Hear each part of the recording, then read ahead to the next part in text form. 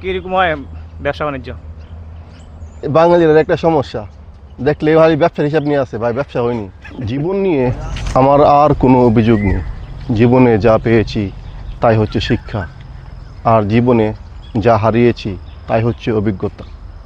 সব কিছু মিলিয়ে আজকের এই আমি। সকালে প্রচণ্ড রোদ পড়ছে এখানে, এখন সকাল 10টা বাজে, রোদে তাকাইতে ইচ্ছে করতেছে না। ভাই কই যান? এই যে আমার এক বাংলাদেশি ভাই মালয়েশিয়াতে পার্কে কাজ করে। ভাই মনে সাইকেল দিয়ে সকালে কাজে যায়। জি ভাই, ভিডিও বানাইতেছি ভাই, সকাল আপনার সাথে দেখা হইলো। তাই ভাই নামে তো ভুলে গেছি, আরে কি জানে? আজিজ ভাই, আজিজ মোহাম্মদ ভাই।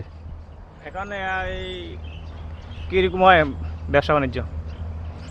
বাঙালির একটা সমস্যা, দেখলে ভাই ব্যবসার হিসাব নিয়ে আছে, ভাই ব্যবসা হয়নি। মানে আর কোনো ভালো না যে ভাই কি কি করতেছেন, কেমন আছেন, এগুলো না। ওই একাতলা বলি তো কথা কইছি, ভিডিও হইতেছে তো সেজন্য। দেখছেন ভাই, যান কাজে যান।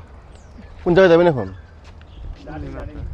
ও না, ওইদিকে আমি যাই না অবশ্য। দূরে নাকি এখান থেকে?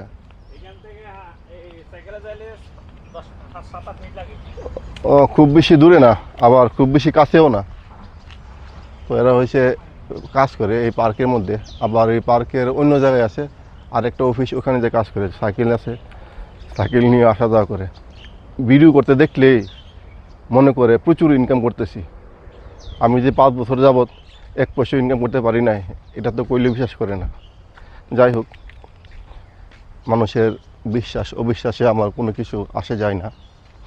কি যে বলতেছিলাম এটা তো ভুলে গেছি। হ্যাঁ, বলতেছিলাম জীবন নিয়ে আর কোনো অভিযোগ নাই। জীবনে প্রত্যাশা যত কম, জীবনে শান্তি তত বেশি। প্রত্যাশা কমিয়ে দিন, জীবনে এমনিতেই শান্তি হয়ে যাবে। জীবনে চাওয়া পাওয়ার কোনো হিসাব নাই, যত কম চাওয়া জীবন শান্তি তত।